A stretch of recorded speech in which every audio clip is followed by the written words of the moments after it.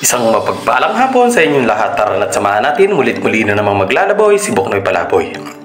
Ating pupuntahan ang isa sa tahian dito sa Dila Bay, Laguna, ang Tonsi Sportswear. Dito lang yan sa Crossing Bae, Dila Bay, Laguna. At talaga namang dekalidad, matibay, at talaga namang fit na fit sa katawan ang uniform na ating ipasusukat. Kaya mga padyang mga viewers, tara na, pasyalan natin at tignan ang napakagandang uniforme ng Bay Bikers dito sa Bay, Laguna. Tara na!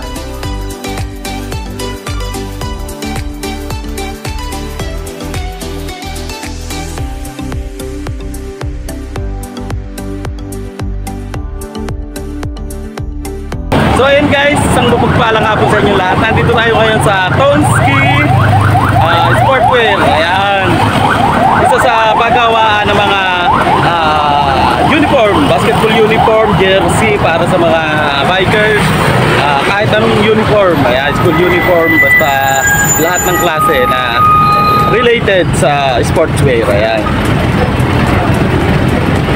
dito lang yan sa Dila Bay, Laguna.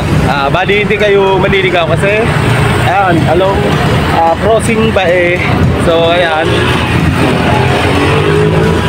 kung kayo ay magagawin sa dati kayo Los Baños, dire-diretso lang kaliwa. Ayan, makikita nyo na yung Tonsi, ayan, Sportswear.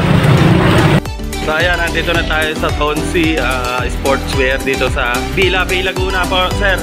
Tama po? Opo, ayan, nandito tayo.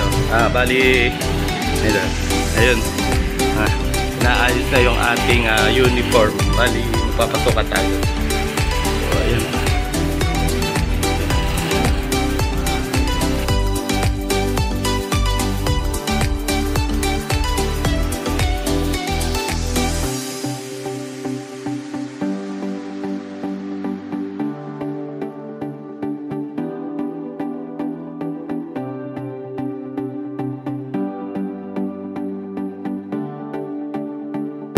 Ayan na.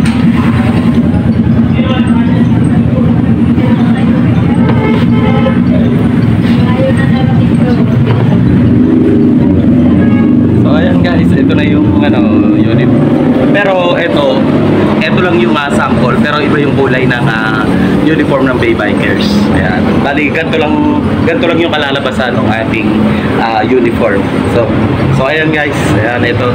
Tapos yun, iba yung kulay ng sa Bay Bikers. So ayan. Ayan. Ilang taon na po dito? Ibig sabihin, saan po dati yung pwesto na ito? Hanggan. Sa Hanggan po. Ayun.